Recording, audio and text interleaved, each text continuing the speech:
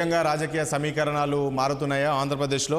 నిన్న చూస్తే ఇటు పీకే చంద్రబాబుతో భేటీ కావడం, ఇవాళ షర్మిల లోకేష్కి క్రిస్మస్ గిఫ్ట్ పంపించడం, కాంగ్రెస్ నేతలతో ఢిల్లీకి పయనం అవుతున్నారు, ఏపీకి షర్మిల రాబోతున్నారు.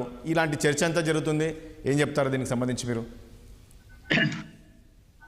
ఒకటి కాంగ్రెస్ పార్టీకి సంబంధించి ఈరోజు 27వ తారీఖున ఢిల్లీలో ఏఐసిసి ఆఫీస్ లో ఆంధ్రప్రదేశ్ సంబంధించినటువంటి ముఖ్య నాయకులు రమ్మన్నారు.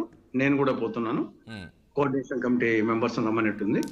ఇక్కడ మల్లికార్జున ఖర్గే గారు, రాహుల్ గాంధీ గారు, మిగతా వేణుగోపాల్, తర్వాత ఈ లోపలనే జనరల్ సెక్రటరీ ఇన్ఛార్జ్ మాణిక్యం ఠాకూర్, మిగతా సెక్రటరీస్ కృష్ణపర్ గారు, మయ్యప్పన్ గారు, మిగతా రాష్ట్రానికి నాయకులు అందరూ పాల్గొంటున్నాము. ఇది మెయిన్ గా రాబో లోక్సభ అసెంబ్లీ ఎలక్షన్ సంబంధించి ఆంధ్రప్రదేశ్ సంబంధించి పొలిటికల్ స్ట్రాటజీ మీటింగ్. దాంట్లో వచ్చేసి ఇంకేం పెద్ద దాచిపెట్టాల్సిందేం లేదు. వచ్చే ఎన్నికలు ఏ విధంగా ఎదుర్కోవాలని చెప్పేసి మా అభిప్రాయాలు తీసుకొని వాళ్ళు మాకు సజెషన్స్ ఇచ్చి ఇంకా కార్యాచరణ అనేదానికి అది ఆ మీటింగ్. కాబట్టి ఇది మా వరకు. ఇక రెండవది మరి ప్రశాంత్ కిషోర్ కు సంబంధించి, సరే మనం వచ్చేసి ప్రశాంత్ కిషోర్ చంద్రబాబు నాయుడు మీటింగ్ గురించి మనం అండర్ ఎస్టిమేట్ చేయాల్సిన అవసరం లేదు, ఓవర్ ఎస్టిమేట్ చేయాల్సిన అవసరం లేదు. అండర్ ఎస్టిమేట్ వేయకూడదు, ఓవర్ ఎస్టిమేట్ కూడా వేయకూడదు. ఎందుకు అండర్ ఎస్టిమేట్ వేయకూడదు అంటే ఆయన అనేక రాష్ట్రాలకు, అనేక పార్టీలకు గతంలో వచ్చేసి ఆయన వ్యూహకర్తగా ఉంటూ గెలిపించే సందర్భాలు ఉన్నాయి. దాదాపు 80 to 90% సక్సెస్ స్టోరీస్ ఉన్నాయి. కాబట్టి ట్రాక్ రికార్డు ఆయన అండర్ ఎస్టిమేట్ వేస్తానికి లేదు. కానీ అదే సమయంలో ఓవర్ ఎస్టిమేట్ కూడా వేస్తానికి లేదు. ఎందుకంటే ఆల్రెడీ ఆయన కూడా ఒక పార్టీ పెట్టి ఆయన కూడా బీహార్ లో ఎన్నికలు రావాలనుకుంటున్నాడు. కాబట్టి మరి నిజంగా అందరినీ తెచ్చే పరిస్థితి ఉంటే ఆయన ఇప్పటి వరకు పెద్దగా బీహార్ లో పెద్ద ముద్ర వేసినట్టే కనిపించలే. అనేక రోజులుగా తిరుగుతున్నాడు. కాబట్టి మరి అందరినీ గెలిపించేవాడు ఆయన గెలిచడానికి కూడా పెద్దగా ప్రయత్నాలు చేసినప్పటికీ పెద్ద ఫలితం కనిపించలేదు. కాబట్టి మనము అండర్ ఎస్టిమేట్ చేయకూడదు, ఓవర్ ఎస్టిమేట్ చేయకూడదు. కాకపోతే ఏమంటే పోయిన ఎలక్షన్స్ లో వైకాపాకు వ్యూహకర్తగా ఉండి మంచి రిజల్ట్ వచ్చింది. కాబట్టి బహుశా ఆ పార్టీ యొక్క నాయకులు జగన్మోహన్ రెడ్డి గారితో సహా మిగతా నాయకులు, ఆ పార్టీలో ఉండే కొంత ఆర్గనైజేషన్ స్ట్రక్చర్స్, జగన్మోహన్ రెడ్డి బలాబలాలు, ఆ పార్టీ బలాబలాలు కొంత మిగతా వాళ్ళకంటే కొంత ఎక్కువ తెలిసే అవకాశం ఉంటుంది. కాబట్టి ఆ నేపథ్యంలో కొంత వ్యూహం పనేదానికి డైరెక్ట్ గా టీమ్ వర్క్ చేయకున్నా గానీ కొంత చంద్రబాబు నాయుడు గారికి ఈ పక్క ఉండేటువంటి బలాబలాలు చెప్పేదానికి కొంత ఉపయోగపడచ్చు. కానీ అదే ఈ పక్క ప్రత్యర్థుడికి దానికి తగ్గట్టుగా వ్యూహాలు పన్నుతారు. కాబట్టి మనం దాన్ని అండర్ ఎస్టిమేట్ చేయకూడదు, ఓవర్ ఎస్టిమేట్ చేయకూడదు నా అభిప్రాయం పీకేకి సంబంధించి. షర్మిల గారి విషయంలో మరి ఆవిడ నాకు పెద్దగా దాంట్లో ఆవిడ ఆ లోకేష్ తో పాటు అనేక మందికి పంపించింటే అది ఒక type. Greeting cards, Christmas greeting cards పంపిస్తుంటారు. మనము శుభాకాంక్షలు తెలియజేస్తుంటాము. మనకు ఇప్పుడు ఇంతకుముందు గ్రీటింగ్ కార్డ్స్ చాలా వచ్చేటి. ఇప్పుడు గ్రీటింగ్ కార్డ్స్ లేకుండా దగ్గరుండే వాళ్ళకు గిఫ్ట్, లేకుంటే ఫోన్లో చెప్పడం సరిపోతుంది, మెసేజ్లు. కాబట్టి ఇక్కడ లోకేష్ తో పాటు మిగతా అనేక మందికి, లేదా అనేక మంది కాకుండా కనీసం కొద్ది మందికి గన గిఫ్ట్ పంపించి చేసింటే అది ఒక టైప్. ఇది మామూలుగా క్రిస్మస్ సందర్భంగా అందరూ చేసే పనే. కాబట్టి అది ఒక యాంగిల్. మిగతా పార్టీల అధ్యక్షులకు, రాహుల్ గాంధీ గారికి, మల్లికార్జున ఖర్గే గారికి, ఏపీసీసీ ఆంధ్రప్రదేశ్ సంబంధించి అన్ని పార్టీల అధ్యక్షులకు, తెలంగాణలో అధ్యక్షులకు అట్లా పంపి ఉంటే ఆయనతో పాటు ఈయనకు పంపించింటే ఒక టైప్ ఉంటుంది.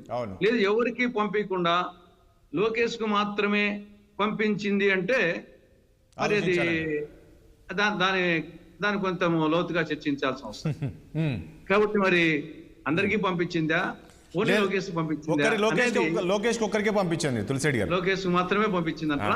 అవును, లోకేష్ కు మాత్రమే పంపించింటే అవును, ఆవిడ పప్పులో కాలేసిందని అనిపిస్తుంది. Wrong step. ఎందుకంటే ఆవిడ రాజకీయాల్లో ఉండదలుచు అంటే ఒకటి తులసిరెడ్డి గారు మీరు అన్నట్లు పప్పులో కాలేసింది అని మీరు అంటున్నారు. కానీ ఇక్కడ నిన్న పీకే అక్కడ చంద్రబాబును కలవడం, ఈరోజు ఈమె ఈ రకంగా గ్రీటింగ్ పంపడం అంటే దీని వెనుక పీకే స్ట్రాటజీ ఏదైనా ఉందా అని, అంటే ఇలాంటివే చేస్తూ ఉంటారు ఆయన. పీకే స్ట్రాటజీ ఏమన్నా కావచ్చు, ఆవిడకు వచ్చిన లాభం ఏమేంట. పీకే స్ట్రాటజీ ఏమైనా కావచ్చు, ఆవిడకు వచ్చిన లాభం ఏమి? ఆవిడ తెలంగాణలో వైఎస్ఆర్టీపీ పార్టీ పెట్టింది, అదే మొదటి తప్పు. ఆడొచ్చేసి పాదయాత్ర చేసింది, తిరిగింది, కాంగ్రెస్ లో చేరుతా అని చెప్పింది, మళ్ళా పోయి ఆడ కలిసింది, మళ్ళా చేరలేదు. తర్వాత వచ్చేసి పార్టీ అట్నే ఉంది, కంటెస్ట్ చేయలేదు. ఇంకా తెలంగాణలో వచ్చేసి పొలిటికల్ గా ఇంకా అక్కడ అవకాశాలు లేదు, అయిపోయింది. ఇంకా ఇప్పుడు నువ్వు పార్టీ పేరే వైఎస్ఆర్ తెలంగాణ పార్టీ పెట్టావు, ఇంకా తెలంగాణలో స్కోప్ లేదు. ఆంధ్రప్రదేశ్ కు రావాలా?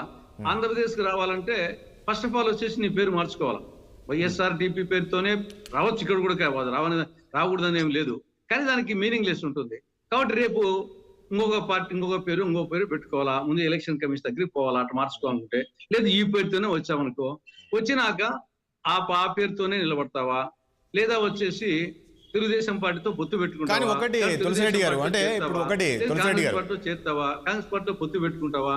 కాబట్టి ఏ కోణంలో చూసినా గానీ ఇప్పుడు ఎవరికి పంపించకుండా నువ్వు టీడీపీ లోకేష్ కు పంపించినావంటే నువ్వు ఇంకా వచ్చేసి దానికి ఏదో జగన్మోహన్ రెడ్డి మీద ఒక కక్షతో పంపించినట్టన్నా ఉండాలా. కానీ ఒకటి తులసిరెడ్డి గారు అనుకుంటే దానికి ఏమి అర్థం లేదు, పొలిటికల్ గా అనుకుంటే. తులసిరెడ్డి గారు ఇప్పుడు ఒకటి ఇప్పుడు మొన్నటి వరకు తెలంగాణలో ఎన్నికలు జరిగినప్పుడు కూడా షర్మిల పోటీ చేస్తారు అనుకున్నప్పటికీ లాస్ట్కు కాంగ్రెస్ పార్టీకి మద్దతు ఇచ్చిన విషయం మనకు తెలిసిందే. సో ఇప్పుడు ఒక చర్చ ఏం జరుగుతుందంటే ఏపీకి అంటే ఆమె ఆల్రెడీ హైకమాండ్తో టచ్లో ఉంది, సోనియా గాంధీతో, రాహుల్ గాంధీతో, వీళ్ళందరితో కూడా టచ్లో ఉంది. నెక్స్ట్ ఏపీకి పంపిస్తున్నారు.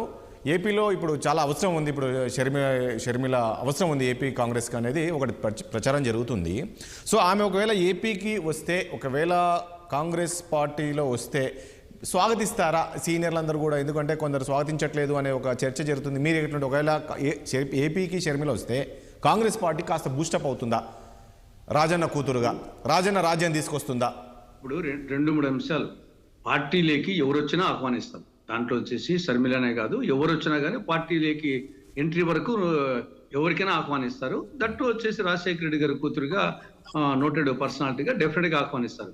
కానీ రేపు పదవులు ఇచ్చేటప్పుడు ఆలోచిస్తారు. పదవులు ఇచ్చేటప్పుడు ఇప్పుడు ఈ రోజు ఎవరు చేసిన పని ఏ విధంగా వచ్చేసి కాంగ్రెస్ అధిష్టానం నమ్ముతుందా? తెలుగుదేశం పార్టీలో వచ్చేసి రేపు తెలుగుదేశం పార్టీని కూడా మేము వచ్చేసి పొత్తు పెట్టుకోం కదా, మేము వచ్చేసి ఇండియాలో లేదు కాబట్టి మేము చేయాలి. అప్పుడు వచ్చేసి మాకు బీజేపీ ఎంతో, వైకాపా ఎంతో, టీడీపీ ఎంతో, జనసేన అంతా మేము అటాక్ చేయాల్సి వస్తుంది. రేపు వచ్చేసి నువ్వు ఆవిడ ఏమని మాట్లాడుతుంది టీడీపీకి వచ్చేసి ఇప్పుడు ఎవరికి పంపకుండా కొన్ని అందరికి పంపితే దట్ ఈస్ డిఫరెంట్ ఇష్యూ. ఈ రోజు క్రిస్మస్ సందర్భంగా